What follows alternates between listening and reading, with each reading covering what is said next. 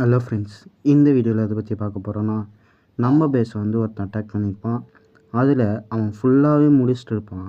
ஆனால் நம்ம வந்து பில்ட் ரேட்டை தனித்தனியாக வச்சனால அவனுக்கு டைம் சேவ் ஆகும். டைம் வந்து பத்தாமல் வந்து அவன் வந்து நம்ம பேஸில் 2 ஸ்டார் தான் எடுத்திருப்பான். இதுலேருந்து நான் என்ன சொல்கிறேன்னா, சின்ன சின்ன பேஸ்லாம் வந்து பார்த்திங்கன்னா உங்கள் பில்ட் ரேட்டை 4 மூலைக்கு 4 சைடில் வச்சுருங்க. அப்போ தான் நீங்கள் வந்து உங்கள் பேஸை யாராச்சும் அடித்தாங்கன்னா உங்களுக்கு டைம் வேஸ்ட் ஆகி டைம் இல்லாமல் கூட 2 ஸ்டார் எடுக்க வாய்ப்பு இருக்குது. இவன் என் பேஸில் இருக்க எல்லா டிஃபென்ஸுமே முடிச்சிட்டான். இருந்தாலும் பார்த்தீங்கன்னா அவன் வந்து 3 ஸ்டார் எடுக்க முடியல. அப்போ அவனுடைய நிலைமையை யோசிச்சு பார்த்தா எனக்கு சிரிப்பாக இருந்துச்சு. அதுதான் இதை ஒரு வீடியோவாக மேக் பண்ணலான்னு சொல்லிட்டு தான் வந்தேன். இப்போ பாருங்கள், அவன் எல்லா டிஃபென்ஸும் முடிச்சிட்டான். 4 பில்ட் ரேட் மட்டும்தான் 4 சைடில் இருக்குது. இப்போ அவனுடைய பக்கா உயிரோடு இருக்குது, கிங்கு உயிரோடு இருக்குது. கிங்கு வந்து கல் உடைச்சிட்ருக்கு. இப்போ பாருங்கள், இங்கே போகும்போதே அவனுக்கு டைம் ஃபுல்லாகவே முடிஞ்சிச்சு. ஏன்னா பெக்கா வந்து பார்த்திங்கன்னா மூவ்மெண்ட் ஸ்பீட் ரொம்ப கம்மி.